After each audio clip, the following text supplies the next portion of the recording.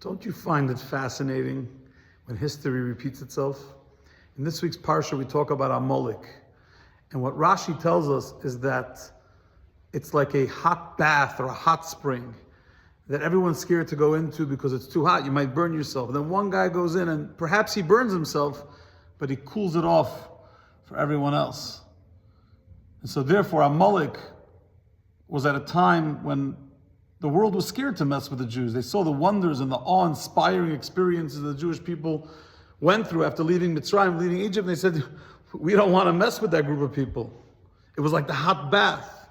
But once Amalek stuck their foot in, they burned their foot, they got burned. But everyone else got cooled off, and everyone said, you know what, it's not so bad to mess with the Jews. That's what Rashi says.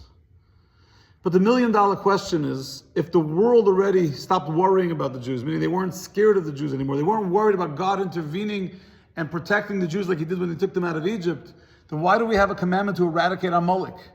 Why do we need to eradicate the evil of Amalek if the damage was done already?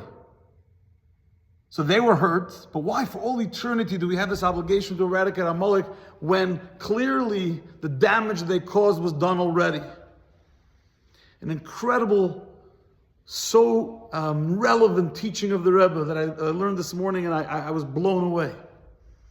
Amalek comes from the word melika, like when they would slaughter and offer a bird offering in the temple, where they would sever the neck of the bird, creating a distinction at the neck between the head with the brain and the heart, and that's what Amalek represents.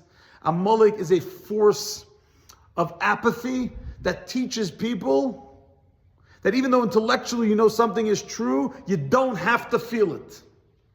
So when Amalek showed the nations of the world that they're willing to take on the Jews, what they really taught the nation of the world is that even though intellectually you know that you saw miracles, you recognize God's intervention for the Jewish people, your heart still allows you to hate on them, to not be fearful of them, to take them on. Even though intellectually you might know that that's wrong, your heart is guiding you because Amalek helped you sever your emotions from your intellect.